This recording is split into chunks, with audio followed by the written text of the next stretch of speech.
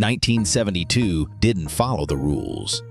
It set them on fire. This was the year rock went rogue. Glam took over, legends took risks, and one strange hit turned Neil Young into an unlikely superstar. But that was just the beginning. From shocking transformations to songs that almost didn't get released, these 10 tracks didn't just top the charts, they changed everything. And wait until you hear who almost lost it all, until one song saved their career. Stay with us. This isn't just music history. This is the year rock detonated. Because first up is Neil Young's quiet masterpiece, a song he never thought would make it big.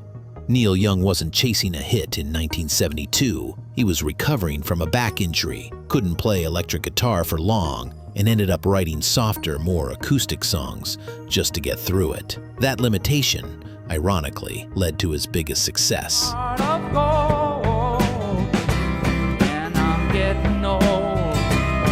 Heart of Gold came almost by accident. It was stripped back, mellow, even a little melancholy. And at a time when rock was turning louder and more theatrical, this quiet, reflective track somehow cut through the noise. Young himself wasn't even comfortable with how successful it became. It hit #1 on the Billboard Hot 100, his first and only chart topper in the US, and stayed there for weeks. Radio couldn't get enough of it, and neither could the public. But here's the twist. Neil hated the spotlight it brought. He once said, "This song put me in the middle of the road. Traveling there soon became a bore, so I headed for the ditch." That ditch became the home of his darker, more experimental records. But Heart of Gold still stood as the unlikely anthem that launched him into global stardom. And if that doesn't sum up how weird 1972 was, a reluctant hit from an artist trying not to be famous, just wait until you hear what happened when a struggling British band was saved by a song David Bowie gave away. By 1972, Mott the Hoople was done. Not struggling, not on hiatus, done. They'd released 4 albums. None had cracked the charts in a big way. Their fan base was loyal, but small. Morale was gone. The label was out of patience. The band was literally packing it up when something surreal happened. David Bowie called. Bowie was a fan. He didn't want to see them disappear, so he offered them a song he had just written, a song he believed could change everything. That song?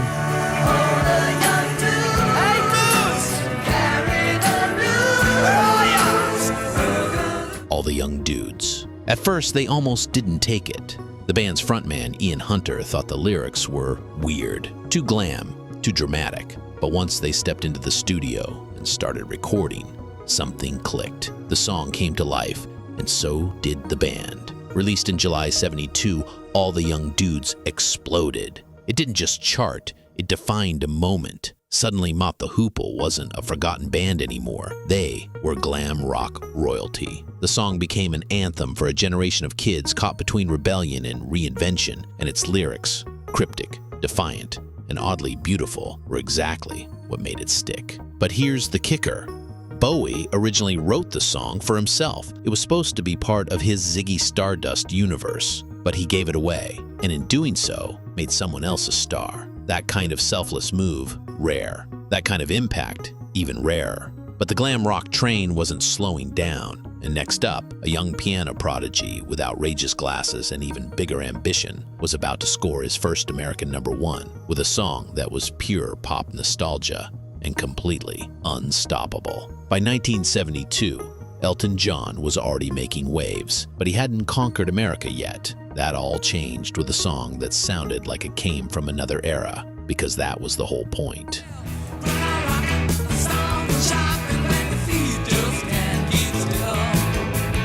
Crocodile Rock wasn't subtle. It was catchy, bouncy, full of cheesy organ riffs and lyrics dripping with 1950s nostalgia. And that was exactly why it worked. It was Elton and lyricist Bernie Taupin tipping their hats to the music they grew up on, but through a modern, flashy Elton-style lens. And here's what made it genius. While rock was getting heavier, darker, and more rebellious, Elton zagged hard in the other direction. Crocodile Rock was unapologetically fun. It felt like a time machine in a glitter jumpsuit. When it dropped in late '72, radio stations couldn't stop playing it. Fans ate it up. Critics rolled their eyes, but the charts didn't care. By early 1973, it became Elton John's first #1 single in the US, launching him into a different league. It was more than just a hit. It was a signal. Elton wasn't going to be boxed in. He could jump genres, break rules, and still come out on top. Crocodile Rock proved he had the power to shape pop culture, not just write it. And if you thought that was bold, wait until you hear what happened across the Atlantic, where Mark Bolan and T-Rex dropped a glam rock bomb so big it basically turned eyeliner into a movement. If glam rock had a god, it was Mark Bolan. And in 1972, he wasn't just shining, he was blinding.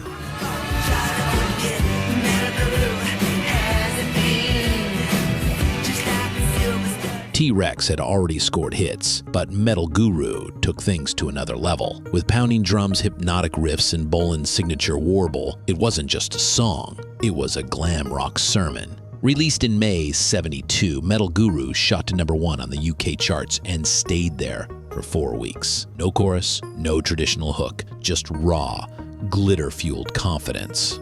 Bolan claimed the song was about God as a rock star, but no one really knew what the lyrics meant. And honestly, no one cared. It sounded like a cosmic prophecy, and that was enough.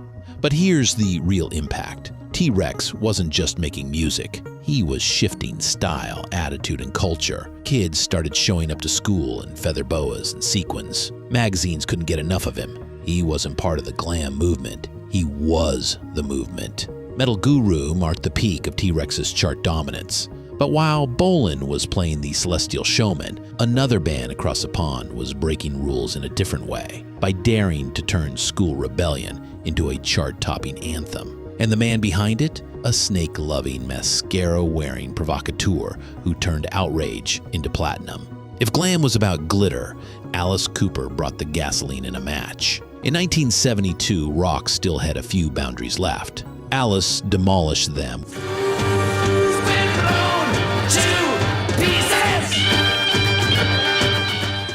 With Schools Out. The idea? Simple. What if the last day of school felt like the end of the world? No more books, no more teachers, just fire, freedom, and noise. The song hit like a Molotov cocktail. Guitars snarled, drums stomped, and Alice screamed the now iconic chorus like a battle cry. It wasn't just a song, it was a riot with a riff. Parents hated it, teachers feared it, and kids, they blasted it every summer over and over.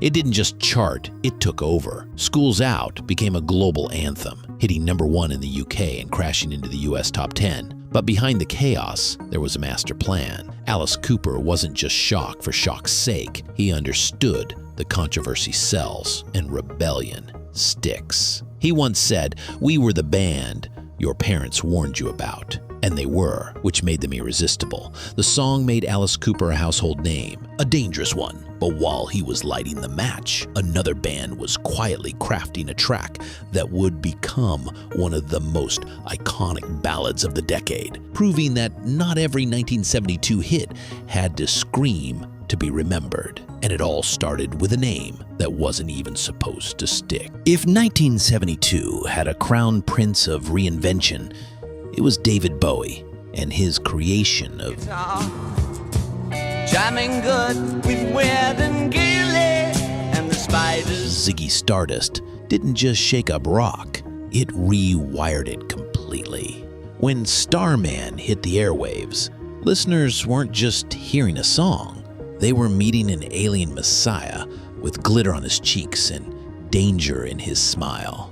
Bowie wasn't following trends, he was bending reality. His mix of glam, science fiction, and raw human emotion was like nothing else out there. Starman introduced millions to the Ziggy Stardust persona, a fearless, flamboyant character who crashed into pop culture like a comet. Bowie's performance on Top of the Pops, pointing straight into the camera like he was reaching through the screen, turned curious viewers into obsessed fans overnight. And here's the kicker. Starman almost didn't make it onto the album. Bowie added it late to make the record more commercial, and it ended up launching one of the most legendary rock personas ever created. With Starman and the rise and fall of Ziggy Stardust and the Spiders from Mars, Bowie didn't just release an album, he changed the rules of what a rock star could be. So while other artists were defining 1972, David Bowie was redefining the future. You wouldn't expect a song about riding through a desert on a nameless horse, filled with vague, dreamlike lyrics, to become a massive hit. But in 1972, that's exactly what happened. America, a band made up of 3 US expats living in London, was still unknown when they released. After 2 days in the desert sun, my skin began to turn red. A Horse with No Name. The track was strange, hypnotic, and slow. The lyrics, almost nonsensical. The heat was hot. People joked about it. Critics weren't sure if it was genius or just weird, but listeners, they couldn't get enough. The song had a vibe, dusty, mystical, and oddly comforting. And it sounded eerily like Neil Young, so much so, some people thought it was him.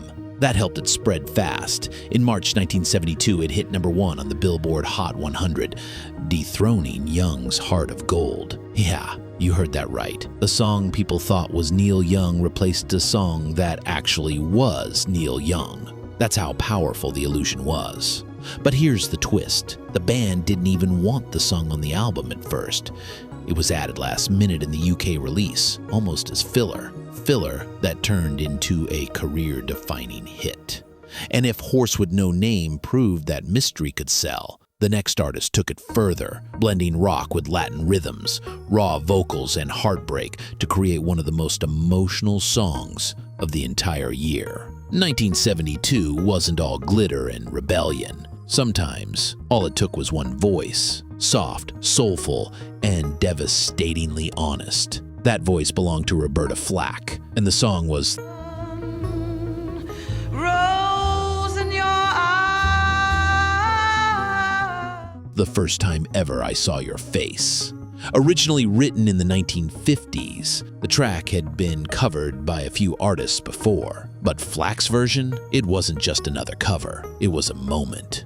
She recorded it years earlier for her 1969 album, but it sat quietly until Clint Eastwood came calling. He used the track in a key scene of his directorial debut, Play Misty for Me, and everything changed. Suddenly, the song was everywhere. It wasn't flashy, no wild solos, no big build-up, just raw emotion stretched out in a way that made every line feel like a confession. Her voice floated like smoke, delicate but filled with power. Radio stations hesitated at first. The song was slow, clocking in at over 5 minutes, but once it caught on, it became unstoppable. By April 1972, it hit #1 on the Billboard Hot 100 and stayed there for 6 weeks.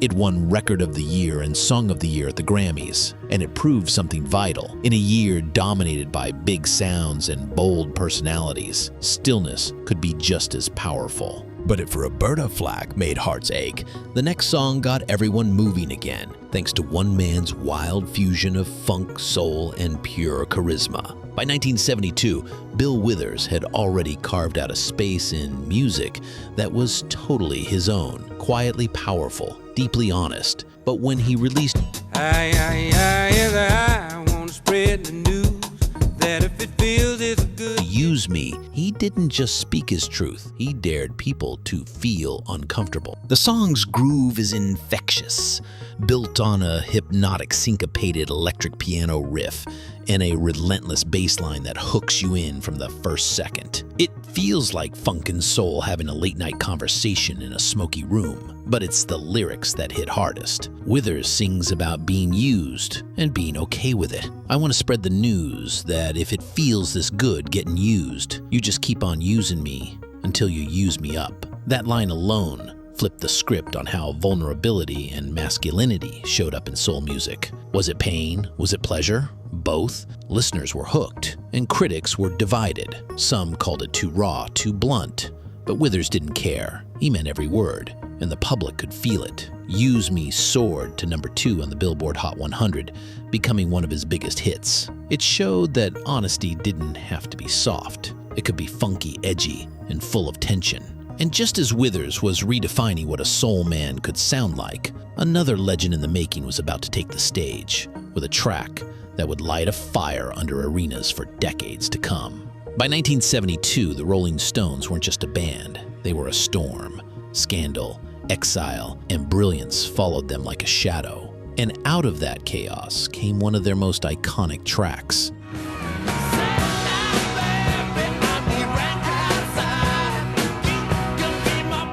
Tumbling Dice. The song wasn't born in a polished studio. It crawled out of the basements and wine cellars of Villeneuve-Côte, a crumbling mansion on the French Riviera where the band had fled to escape UK taxes. It was hot, lawless, and fueled by everything from wine to paranoia. Out of that mess came a loose, swaggering groove. Tumbling Dice wasn't tight or clean.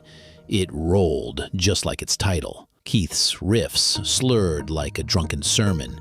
Charlie's drums stumbled perfectly in time, and Mick, he oozed charm and desperation in the same breath. The lyrics talked about women, gambling, addiction, all with a kind of casual cool that only the Stones could pull off. It didn't matter what the words meant, really. It was about feel, and fans felt it. Tumbling Dice anchored their 1972 masterpiece, Exile on Main Street, and though it wasn't their highest charting hit, it became a live show staple for decades. It sounded like what rock was meant to be, unpolished, unpredictable, and impossible to ignore. And in a year overflowing with shiny production and rising stars, the Stones reminded everyone rock and roll was born in the dirt. 1972 wasn't just another year in rock history. It was a crossroads. Glam exploded, soul got deeper, legends made their mark, and strange, unexpected tracks dominated the charts. These 10 songs